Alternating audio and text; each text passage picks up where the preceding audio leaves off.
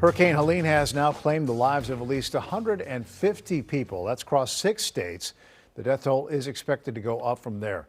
Many of those deaths are in western North Carolina, in and around Asheville. Search crews have been combing devastated areas trying to still find survivors.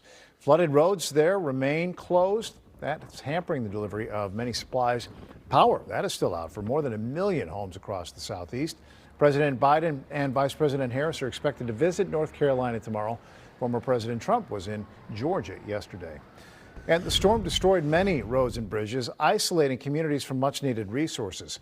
World Central Kitchen teams are on the ground there to help right now, and Sam Block is the director of emergency response live in hard-hit Asheville, North Carolina, where volunteers are working hard serving meals to the impacted residents. Sam, I can only imagine the chaos and the difficulty in joining us, so really appreciate you getting away from it all. First, talk to me about the challenge of getting to where you are, where your teams are actually doing their work right now. So we've actually I arrived via helicopter while the floodwaters were still quite high the day after they got the worst of the rain. But we have teams in Florida, Georgia, here throughout Asheville, as well as in Tennessee. So we were already set up and operating in Florida, and as the storm was coming up, we were kind of following it up. So we've got teams all the way from Tampa all the way out to Tennessee. The pictures that we've been seeing are just, demoralizing. I mean, the difficulty getting to there. How in the world are you working with the logistics of doing what you're trying to do to serve the people who are in dire straits right now?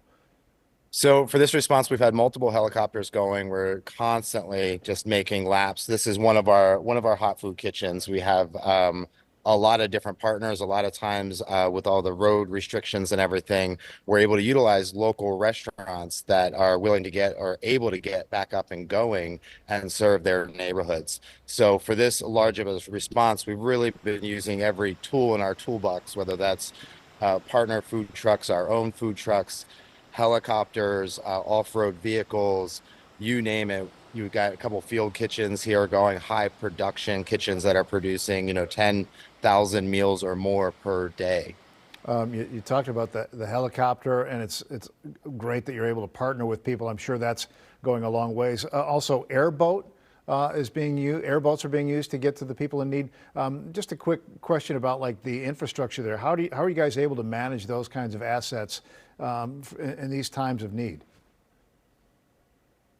So, I mean, World Central Kitchen is no stranger to this. We have our climate fund set up specifically for our climate disasters. We respond to all sorts of different crises, but our teams are really good at kicking into overdrive when it comes to meeting these situations. World Central Kitchen, I know, has been doing this nonprofit effort going back to 2010 when Jose Andres started doing it. But you've been in places like Gaza and Ukraine. Are you able to put a contrast between those situations versus what you're dealing with? Because this was a catastrophic storm. Absolutely catastrophic. And what we've really learned over the years that anything that WCK responds to, you can't be related one to another. It's really the worst thing that's ever happened to that community, to that family, to that individual. So we can't really compare them because in every one of these crises, it's almost always the worst thing they've ever had to go through. And that's why we work so hard to be there alongside them and bring them not just the nutrition they need, but also the comfort. Here, I'm at Bears Barbecue, pulled pork sandwiches, corned beans, cornbread, all of these things that are not just, provide the nourishment that they need, but are also really comforting when they're having such a difficult time. I'm sure you're hearing a lot of gratitude, and I can only imagine what the stories are. Finally, you operate through donations and partnerships, volunteers. What do you want to pass along in that regard as we part here? Yeah, every one of the tens of thousands of meals that we serve is both in part from the local communities that we partner and work alongside of, and from our global community of donors. Food is expensive, especially when you're doing it at such a large scale. So it's really a global community that's kind of partnering with the local community here to make all of this happen.